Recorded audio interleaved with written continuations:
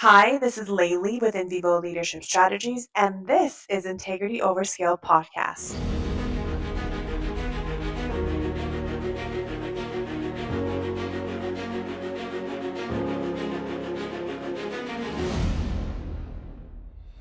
So, I am only focusing on executive coaching from now on, and my focus is to help women in the corporate world shine and do well. So, with that said, this is a very awesome change that I'm super excited about and really believe in. And most topics, all topics that you'll hear, the guests and whoever walks in will be dedicating to all of the topics that you and I hit as women in corporate world. And today is definitely one of those topics, and it has to do with the hustle culture. So, hustle culture, let's go into this together. It sold us a lie that's pretty much dressed up as an ambition for us.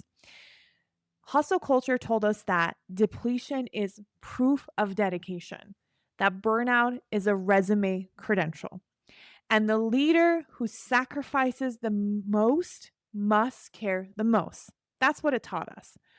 But in my work with executives and high performing founders, I keep seeing the opposite truth. The people burning themselves down are rarely building anything that's going to last. Most of the time, they are avoiding something deeper and calling it achievement. So, burnout became this receipt that we show to show that we care, to prove that we care. And somewhere along the way, we stopped asking whether it was actually producing anything worth the cost. I want you to imagine this because this has happened to me, and I'm sure it's happened to you. It's around 11 o'clock at night, and then you get an email notification that hits your screen. Someone on the team has just sent a message that literally could have waited until morning, but it comes with this trophy emoji and a line that says still grinding. Everyone knows what that message is really doing. It's not updating the project, it's performing devotion, it's signaling worth, and it's saying how much I care. Look how much I'm caring. Look how much I'm willing to work and stay late and be awake so nobody can question how committed I am. And the truth is, most of us, most of us have been trained to admire this type of behavior. We have been trained to clap for depletion. We have been trained to confuse access with loyalty, exhaustion with excellence, and urgency with the importance of the person. So we've built this entire professional identity around being the one who can answer the fastest, stay the latest, carry the most, need the least, and never ever let the strain show. But here's the question that I want to start with about hustle culture. When did we start wearing our depletion like a trophy? So for us, and I mean, this show in itself is about being leader and having lives that can actually hold up under pressure. We're thinking about high stakes environments. So it's less about being on paper. And before you come at me, I'm not talking about balancing everything because that's another topic that I really hate women hearing all the time is balance it all. The reason why I called my company In Vivo is because we are dealing with reality in real conditions in the moments that count. And this is why this podcast matters so much. Hustle culture may be one of the most normalized dysfunctions in the modern work. It's so embedded in how we reward people, how we praise leaders, how we tell success stories that many people don't realize that they are inside of it. So today, let's name this lie, unpack this mechanism that's underneath it, and talk honestly about the costs and offer real alternatives to it.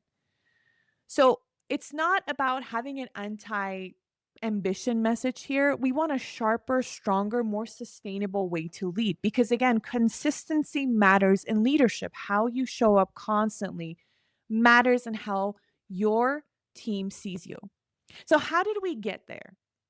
Hustle culture didn't just sell us work, it sold us an identity. And that's why it's been so hard to put down. So there's a subtle but powerful shift that happens somewhere along the way. We move from saying, I do hard work to saying, I am a hard worker. So totally different statements. That sounds harmless until you realize what you're doing with those two different statements. The first statement, I do hard work, describes behavior. The second statement, I am a hard worker, fuses your worth to your performance. Now, work is not something that you engage in. It becomes who you are according to hustle culture. And if it becomes who you are, slowing down starts to feel like failure. That is one reason this culture is so sticky. It doesn't just reward output, it rewards identity attachment. And it gives people a ready-made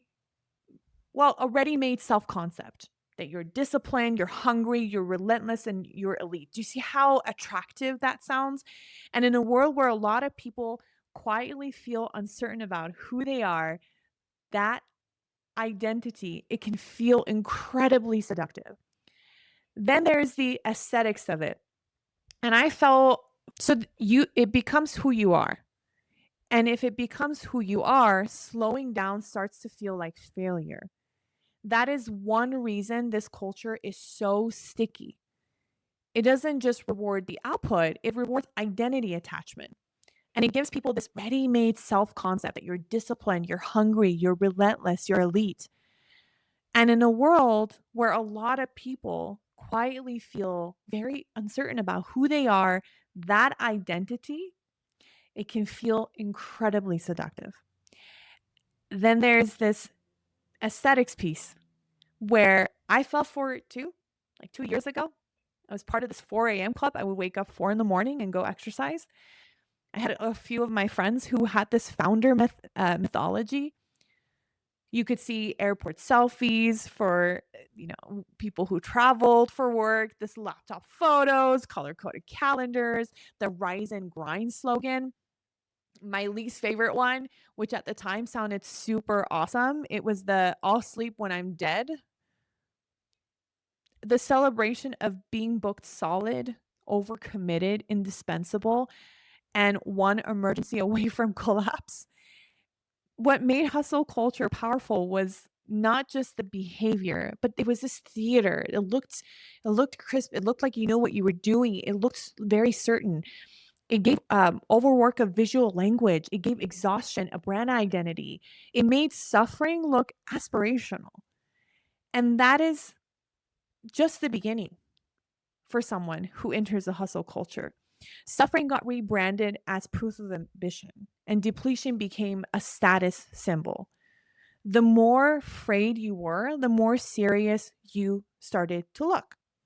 And more unavailable you were to yourself, the more available you seemed to success, which is actually hilarious because you are betraying yourself as you're pursuing whatever it is you're pursuing in this hustle culture. We confuse being exhausted with being important. That confusion has driven a staggering amount of self betrayal.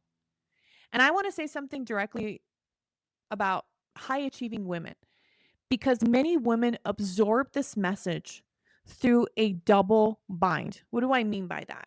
The message wasn't simply just work hard, it was work harder than everyone else, make it look effortless, never become emotionally inconvenient, and don't let anyone call you difficult, weak, disorganized, needy, too much, and so forth. So, for a lot of women, hustle was not just an ambition, it was actually an armor. It was also a survival strategy, if we can be honest, because you're inside this system that demands overperformance just to grant baseline credibility.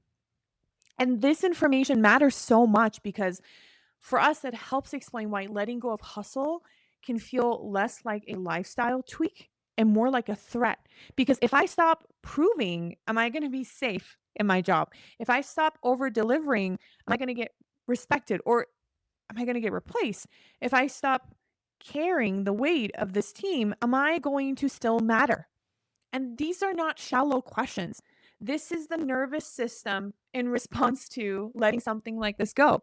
And until we understand that, we will keep treating hustle culture like a time management problem instead of what it really is most of the time, a belonging problem, an identity problem, a self worth problem.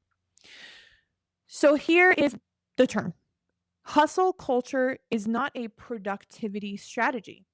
And for many people, it's actually an avoidance strategy. I'm not saying it's not valuable to work hard. That is not the whole idea of this podcast. It's socially rewarded for hustle culture to avoid stillness, uncertainty, grief, fear, emptiness. And it's the harder questions that we don't want to ask ourselves that it tries to avoid. So, questions like, do I ever want what I'm chasing? Are you just chasing relentlessly without knowing what it is you're chasing? And I've been there. I was in a position in a corner office in San Francisco thinking I had such a wonderful life where in fact I was pretty miserable. This was not the life that I wanted for myself. You ask other questions like, who am I without this pace? What would I have to feel if I stopped moving? What is not working in my life that this business is helping me outrun? Movement can become a sedative, in other words.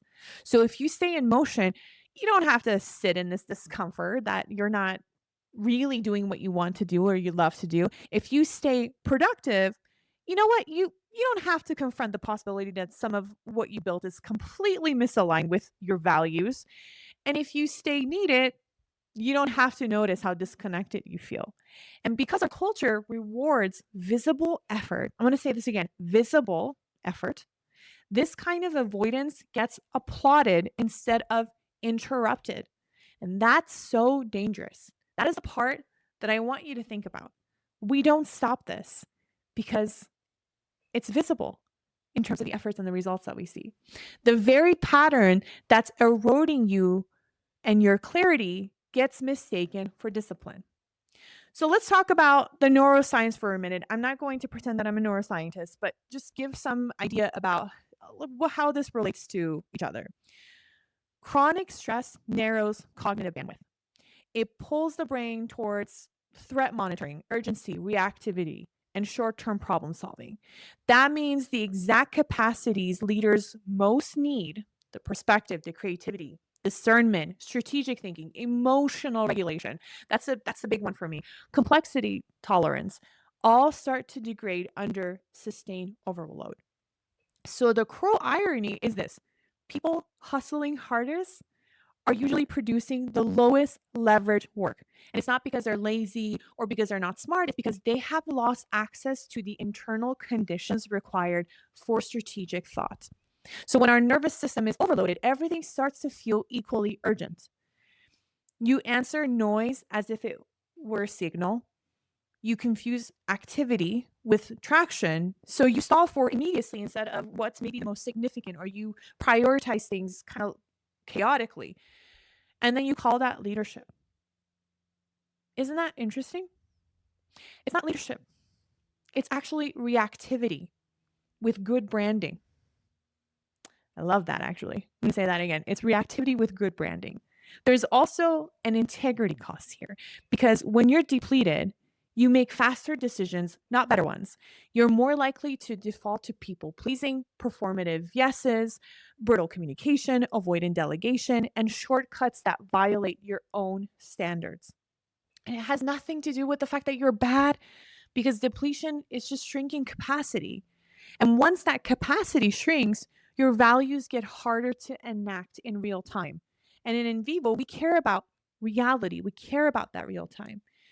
It's easy to say you value presence, thoughtfulness, courage, discernment, whatever you have in your value list that sounds amazing and awesome.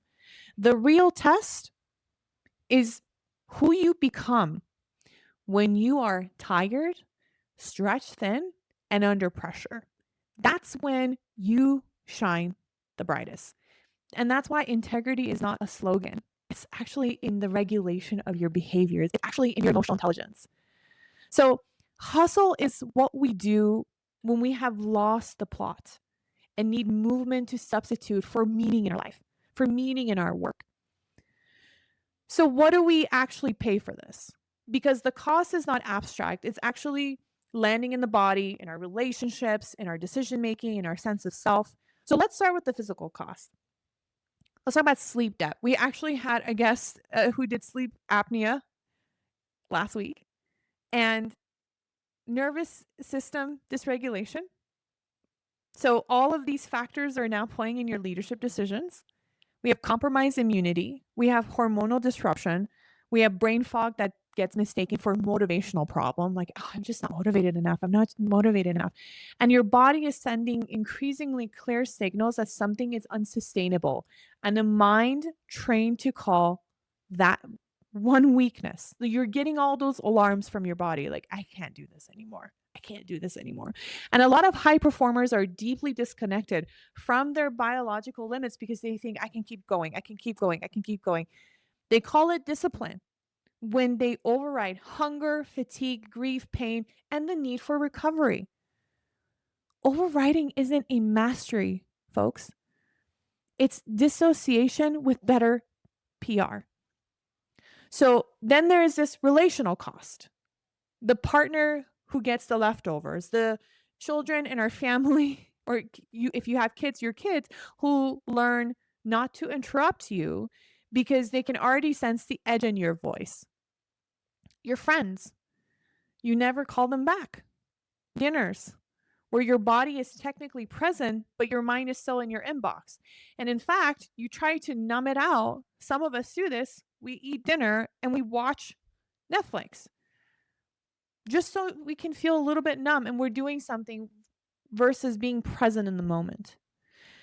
Hustle culture does not only consume the person that's inside of it, it's going to reshape the emotional climate that is surrounding them. It teaches everyone nearby what matters to that person the most. And it teaches this: output gets your best, and people get what is left. Output is going to get this person's best, and whatever I'm left with, I'm left with. Then there is what I think it's self-trust tax. So every time you tell yourself you're going to rest after this week, after this lunch, after this quarter, after this one last push, and then you don't, you're getting tired and you're also messing up your self-trust because you're continuously lying to yourself. You're teaching yourself that your own limits are negotiable. Your own needs, they can be deferred indefinitely. And your inner needs, no one can be overruled wherever the external demand feels loud enough. It's going to compound, in other words. And eventually, people wonder why they feel disconnected from themselves, especially people that quit their jobs or maybe they're in their last breath and they're like, I don't know what happened. I don't know where I went with this. It compounded. That's the reason.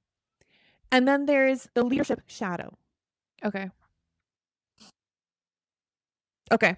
Got it. Got it. Okay. And then there is the leadership shadow. The team we lead absorbs our depletion. Our regulation, or at this case, we're going to think the lack of it, is very contagious. A dysregulated leader creates a dysregulated environment, and not always because they are overtly volatile. It's much subtle than that, much more subtle than that. It's the frantic pacing, it's the ambiguity in our messaging, it's that midnight message that we have, the 11 p.m. that we talked about. It's that inability to prioritize. So this emotional consistency, these are people scanning the room for cues on whether or not it's safe to exhale, to breathe, to do anything, because their nervous system is telling them it's not safe. You can't out-strategize a dysregulated leader. And at some point, every growth problem becomes a capacity problem. So what's the alternative?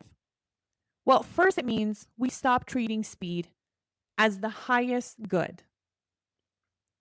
We ask, how fast? No. We say, is this aligned with what I want to do? Now, both questions matter, but one has to be the lead question because fast in the wrong direction isn't going to be impressive or give us long term results. And sometimes it's much more expensive than we think it is. So for us, we have to care about that piece a lot. For me, there are three behavioral anchors that we can talk about. So, first is build capacity, not just output. A lot of leaders know how to extract effort. Far fewer know how to build the intentional and organizational conditions that make excellent work sustainable. Capacity looks like sleep. It looks like recovery. It looks like you clearing priorities, setting a realistic timeline, having that emotional regulation that you've worked on, and you have a decision making process that doesn't depend on your adrenaline. Second, you make decisions from a regulated nervous system, not a panicked nervous system. Could sound pretty abstract to some, but it's actually pretty practical. You're not going to make decisions from the oh my gosh, let me say that again. You do not make major decisions from physiology of threat if you can help it. Pause before the reactive yes. Pause before the defensive email.